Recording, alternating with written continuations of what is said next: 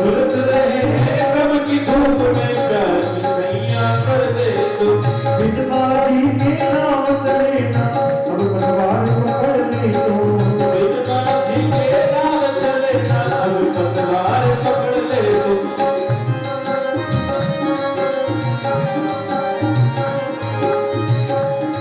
मेरा रंगा रंग करने, मेरा रंगा रंग करने, साई अंधियारी रात देना हो तो दीजिए जन्म जन्म का साथ। देना हो तो दीजिए जन्म जन्म का साथ। जो तेरा साथ होगा बड़ा एहसास होगा। जो तेरा साथ होगा बड़ा एहसास होगा। जैसे पर दोनों अपने दोनों हाथ देना हो तो दीजिए जन्म जन्म का साथ। देना हो तो दीजिए जन्म जन्म का साथ।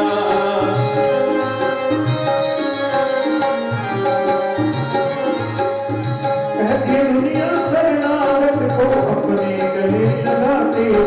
कहती दुनिया शरणागत को अपने गले लगाते हो। ऐसा हमने क्या मांगा जो देने में घबराते हो। ऐसा हमने क्या मांगा जो देने में घबराते हो। चाहे जैसे रहो तुम्हारी, चाहे जैसे रहो तुम्हारी, बस होती रही मुलाकात। अरे देना हो तो दीजिए जन्म जन्म का साथ। देना हो तो दीजिए जन्म जन्म का साथ।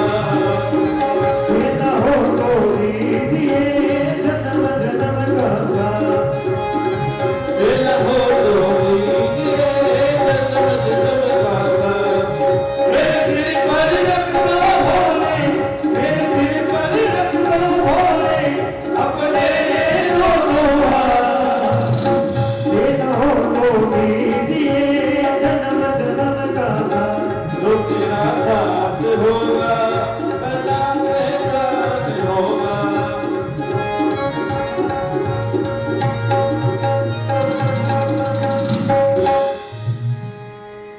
बोले शंकर भोलेनाथ की जय हो। शत्रुपा और उनके पति सेन मनु के दो पुत्र हुए त्रिवंत उत्तानपाद। उत्तानपाद के दो रानियां थे।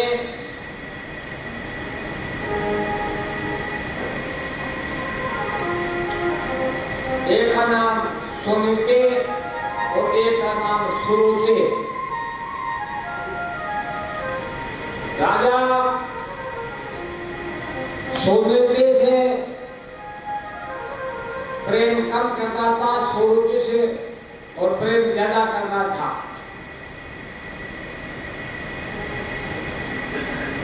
उसके एक बालक सुनीति के हुआ, एक बालक सुरुचि के हुआ।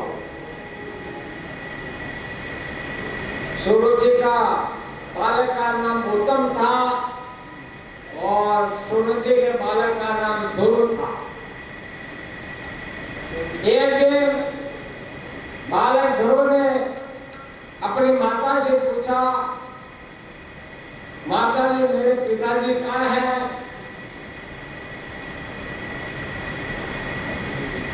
माता ने कहा तेरे पिताजी राजा है और वो राज सिंहासन पर बैठे हुए हैं, जाओ। ध्रुव अपनी माता के कहने से और राज पर बैठे हुए अपने पिता के गोद में बैठने के लिए राज सिंहासन पर चल रहा था। इतने में पास में सुरुचि ने देख लिया। सुरुचि आई और उसने हाथ पकड़ करके ध्रुव को उनके सिंहासन से नीचे उतार दिया और क्या कहा, बोले तेरे को सिंहासन पर बैठने की इच्छा है तो तो पहले भगवान की आराधना कर और मेरे कोख से जन्म लेगा, तब तेरे को राज सिंहासन मिल सकता है। ये बात कहते बालक बड़ा तेजस्वी था। बालक रोने लग गया, रोता हुआ अपनी माता के पास आया, सुनीति के पास में।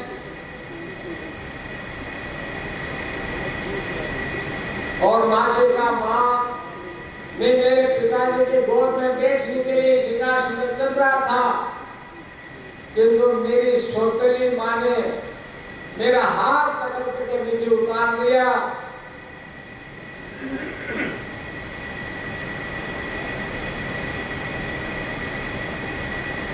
माता ने कहा, बेटा, और मेरे को कहा कि यदि तेरे सिंहासन पर बैठने की इच्छा है तो मेरे कोख से मेरे भगवान की आराधना कर और मेरे कोख से जन्म ले, तब सिंहासन बैठने का अधिकारी होगा।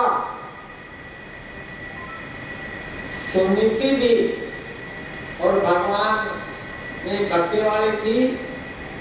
उसने कहा, बेटा, तेरी सौतेली मां ने कहा जो बिल्कुल ठीक कहा है, जो कि राजा अपने से प्रेम नहीं करता है, वो सुनीति से प्रेम करता है, इसलिए उसने कहा जो ठीक ही कहा है, भगवान की आराधना कर भी तेरे को राज सिंहासन चाहिए थे।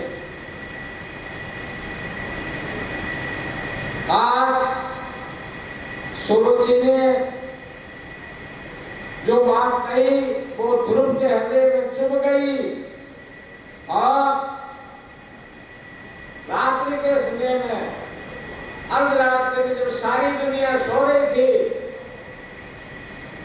उसकी माता भी सो रही थी, ऐसे समय में ध्रुव अपने घर से बाहर निकला और धीरे धीरे जाने लगा, इसलिए भगवान की तपस्या करने के लिए कि मैं भगवान की तपस्या करूंगा, भगवान को खुश करूंगा और ये राज सिंहासन प्राप्त करूंगा, ऐसा विचार करके और वो वहां से घर से बाहर निकल गया।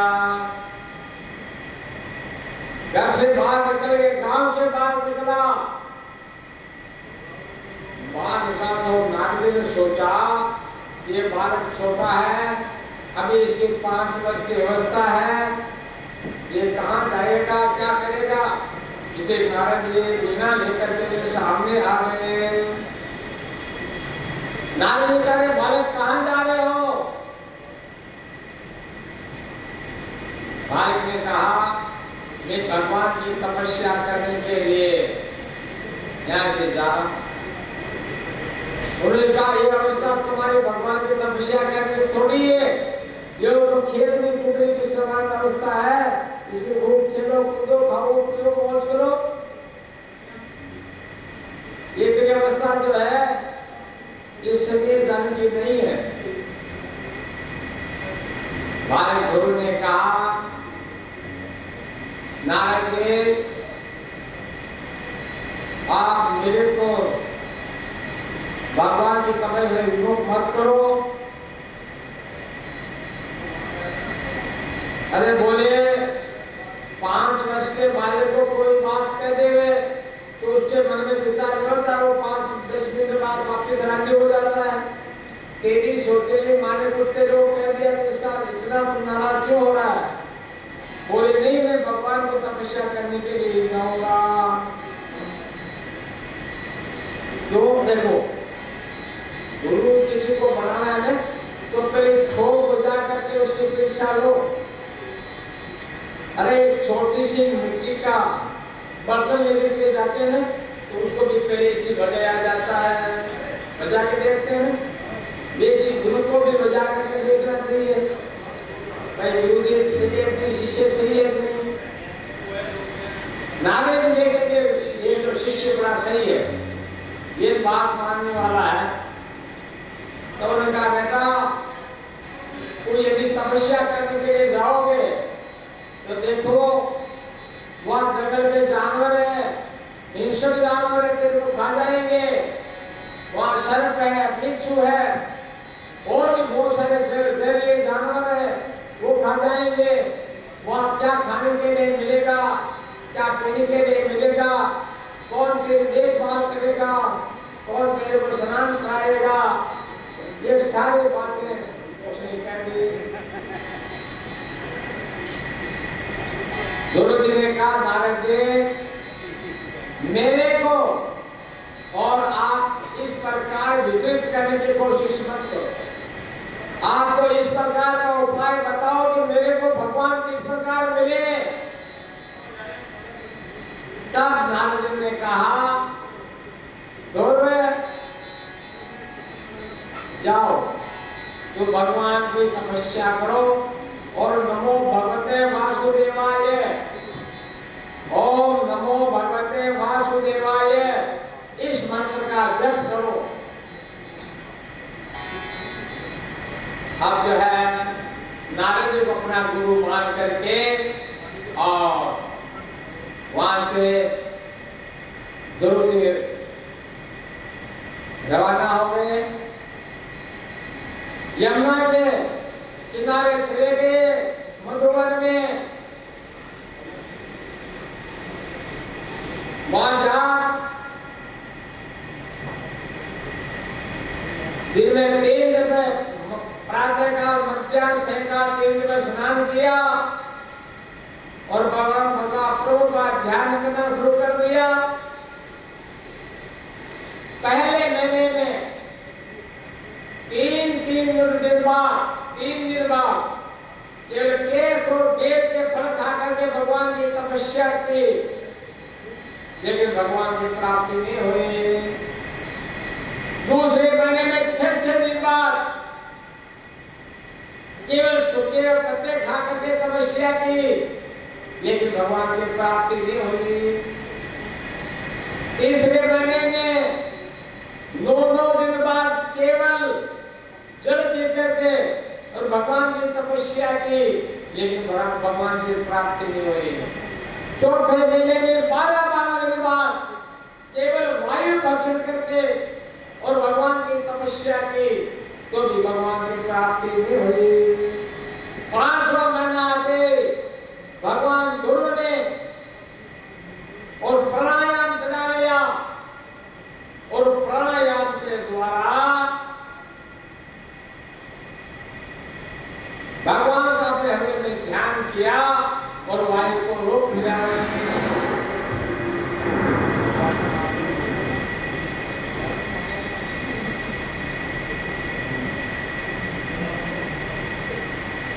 प्राणायाम के द्वारा वायु को रोक लिया। गुरु जी तपस्या के लिए जा रहे हैं, आपके सामने आगे देखो। गुरु भगवान की झाँक के दिखा रहा है, झाँक के दिखा रहा है, आ जाओ।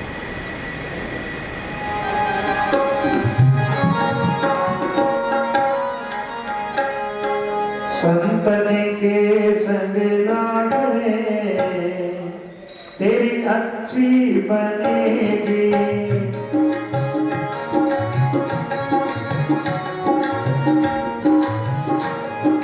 अच्छी बनेगी तेरी किस्मत जगेगी, संतन के संग लाडले तेरी अच्छी बनेगी, संग लागे तेरी अच्छी बनेगी।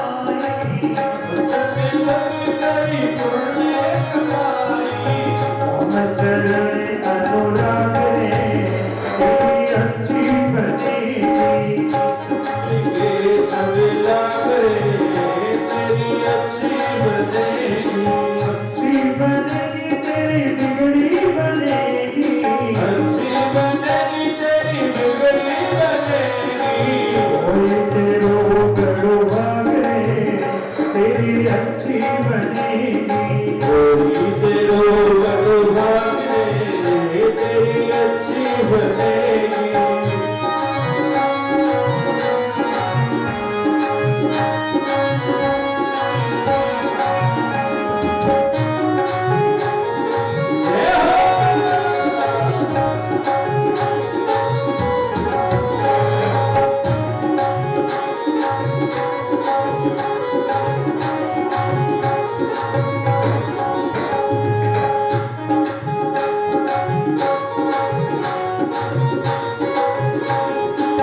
तुझी की बन गई प्रहलाद जी की बन गई। तुलसी की बत्ती प्रहलाद जी की बन गई। तुलसी की बन गई प्रहलाद जी की बन गई। तुलसी की बन गई प्रहलाद जी की बन गई।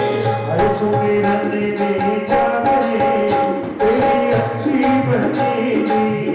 सुमिरन में जागे तेरी अच्छी बनेगी। सत्संग के संग नाचने तेरी अच्छी बनेगी। सबके सुख में जागे तेरी अच्छी बनेगी। अच्छी बनेगी तेरी किस्मत जगेगी। अच्छी बनेगी तेरी किस्मत बनेगी। कोई तेरो बड़ुआ है तेरी अच्छी बनेगी।